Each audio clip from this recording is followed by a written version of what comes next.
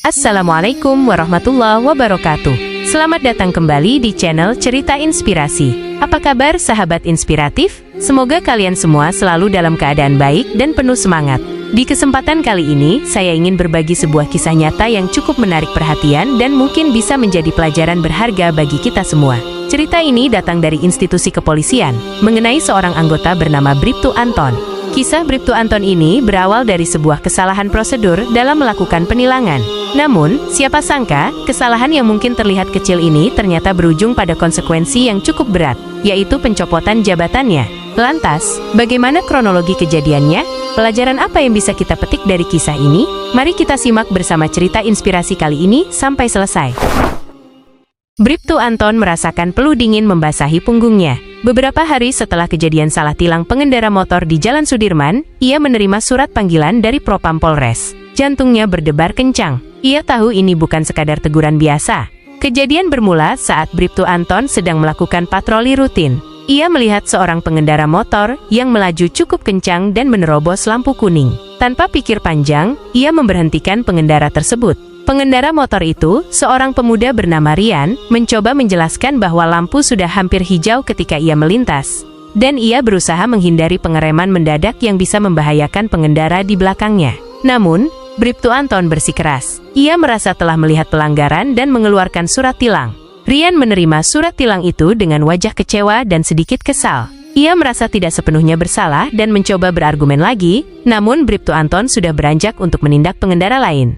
Beberapa hari kemudian, Bribtu Anton dikejutkan dengan surat panggilan dari Propam. Ternyata, Rian tidak terima dengan tilang tersebut dan mengajukan keberatan resmi. Lebih dari itu, Rian juga menyertakan bukti rekaman video dari kamera dashboard motornya yang dengan jelas menunjukkan bahwa lampu memang masih kuning saat ia melintas, hampir bersamaan dengan lampu hijau menyala. Dalam pemeriksaan di Propam, Bribtu Anton mencoba menjelaskan versinya. Namun, setelah melihat rekaman video yang diajukan Rian, ia tidak bisa mengelak lagi. Bukti visual itu sangat jelas dan bertentangan dengan keyakinannya saat melakukan penilangan. Atasannya sangat kecewa dengan tindakan Bribtu Anton yang dinilai kurang cermat dan tidak mendengarkan penjelasan dari pengendara. Bribtu Anton mengakui kesalahannya dan menyampaikan penyesalan yang mendalam. Ia menyadari bahwa tindakannya telah mencoreng citra kepolisian. Namun, masalah tidak berhenti di situ. Rian, yang merasa dirugikan dan diperlakukan tidak adil, tidak hanya mengajukan keberatan tilang. Ia juga menuntut permintaan maaf secara terbuka dan ganti rugi atas waktu dan tenaga yang terbuang akibat kesalahan tilang tersebut.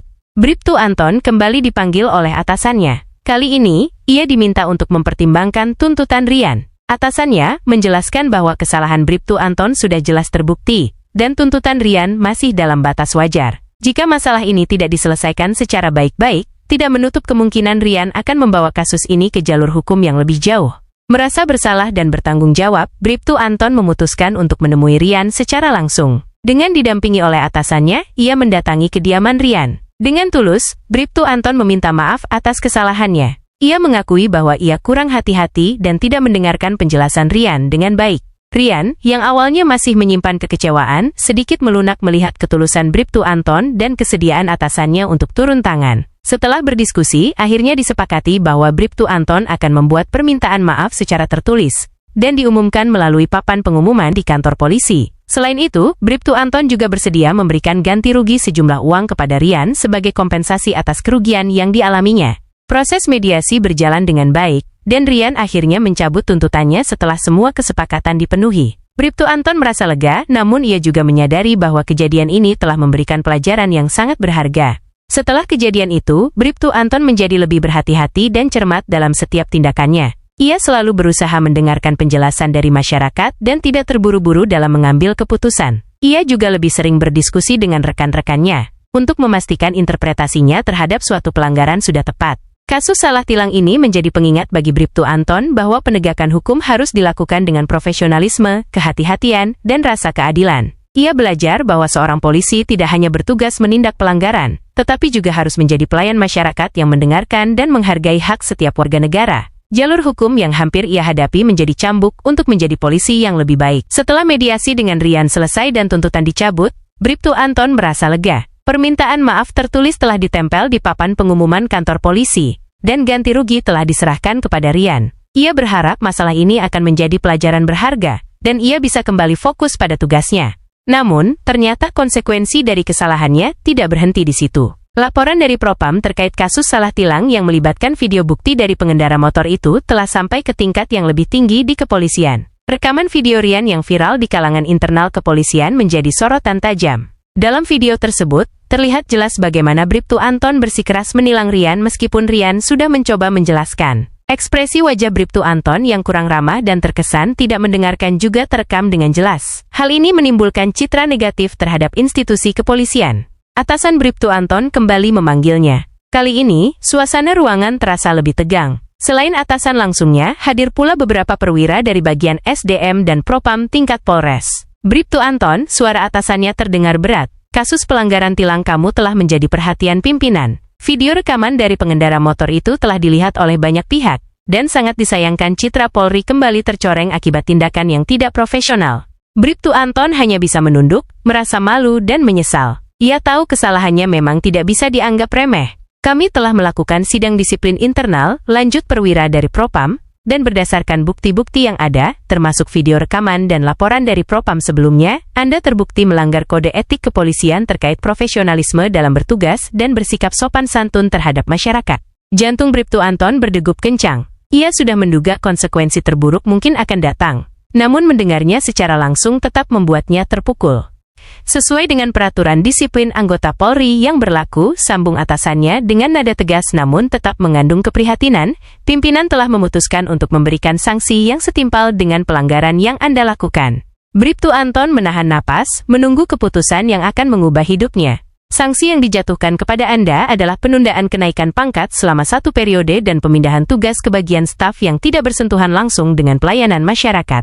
Bribtu Anton masih bisa menerima penundaan kenaikan pangkat. Namun, pemindahan tugas ke bagian staf terasa seperti hukuman yang berat baginya. Ia bergabung dengan kepolisian karena ingin menjadi garda terdepan dalam melayani dan melindungi masyarakat. Tugas di balik meja terasa sangat berbeda dengan apa yang ia cita-citakan.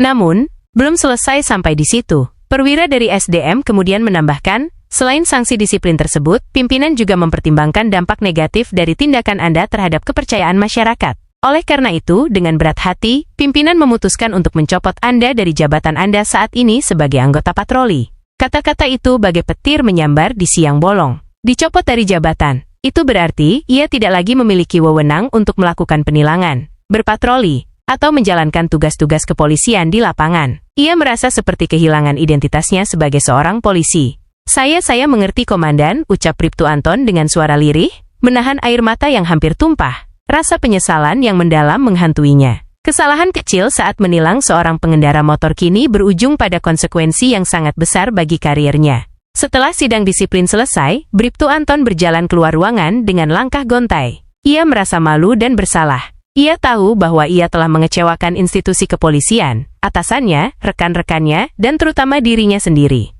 Keesokan harinya, Bribtu Anton mulai bertugas di bagian staf. Pekerjaannya kini berkutat dengan administrasi dan laporan-laporan. Ia merasa asing dan tidak bersemangat. Ia merindukan hiruk-pikuk jalanan, interaksi dengan masyarakat, dan adrenalin saat bertugas di lapangan. Hari-hari berlalu terasa lambat dan membosankan. Bribtu Anton terus merenungi kesalahannya. Ia menyadari bahwa ketidakhati-hatian, kurangnya kesabaran, dan sikap arogan saat itu telah menghancurkan karier yang telah ia bangun dengan susah payah. Ia mulai mencari cara untuk menebus kesalahannya. Meskipun tidak lagi bertugas di lapangan, ia berusaha untuk memberikan kontribusi terbaik di bagian staf. Ia belajar dengan tekun, membantu rekan-rekannya, dan selalu berusaha bersikap ramah dan sopan kepada siapapun. Bribtu Anton juga aktif mengikuti berbagai kegiatan sosial yang diadakan oleh Polres. Ia ingin menunjukkan kepada masyarakat bahwa meskipun pernah melakukan kesalahan, ia tetap memiliki niat baik untuk melayani dan berkontribusi positif. Waktu terus berjalan. Bribtu Anton menjalani hari-harinya di bagian staf dengan penuh dedikasi. Ia menunjukkan perubahan sikap yang signifikan dan kinerja yang baik. Atasannya dan rekannya mulai melihat penyesalan dan kesungguhan dalam dirinya. Beberapa waktu kemudian, setelah melalui berbagai evaluasi dan pertimbangan, pimpinan Polres melihat adanya perubahan positif pada diri Bribtu Anton. Mereka melihat penyesalan yang tulus dan upaya perbaikan diri yang nyata.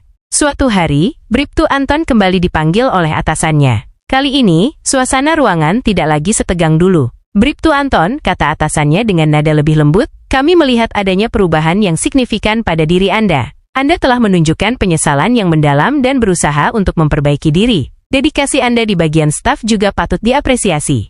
Bribtu Anton menanti dengan harap cemas. Setelah mempertimbangkan berbagai hal, pimpinan memutuskan untuk memberikan kesempatan kedua kepada Anda. Anda akan dikembalikan bertugas di lapangan, namun dengan status dan jabatan yang berbeda. Ini adalah kesempatan Anda untuk membuktikan bahwa Anda telah belajar dari kesalahan dan layak untuk kembali mengemban tugas sebagai pelayan masyarakat.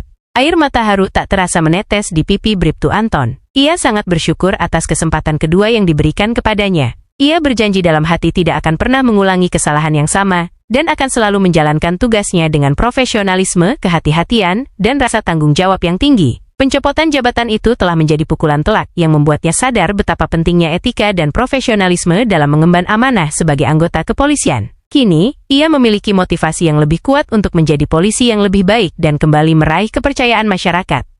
Dan demikianlah kisah Bribtu Anton, sebuah cerita yang mengingatkan kita akan pentingnya ketelitian, tanggung jawab, dan konsekuensi dari setiap tindakan, terutama bagi mereka yang mengemban amanah sebagai penegak hukum. Semoga kisah ini bisa menjadi bahan perenungan dan memberikan inspirasi bagi kita semua dalam menjalankan setiap tugas dan tanggung jawab yang kita miliki. Tidak ada manusia yang sempurna, namun belajar dari kesalahan dan berusaha untuk menjadi lebih baik adalah sebuah keharusan.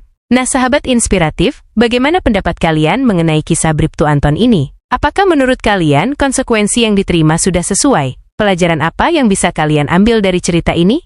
Silahkan tuliskan pendapat dan penilaian kalian di kolom komentar di bawah. Kami sangat menghargai setiap masukan yang membangun dari kalian semua. Jangan lupa untuk terus mendukung channel ini dengan cara memberikan like, share video ini jika bermanfaat, dan tentunya subscribe agar kalian tidak ketinggalan cerita-cerita inspiratif lainnya di masa mendatang. Terima kasih sudah menyimak video kali ini sampai selesai. Sampai jumpa di video berikutnya, tetaplah menjadi pribadi yang inspiratif. Wassalamualaikum warahmatullahi wabarakatuh.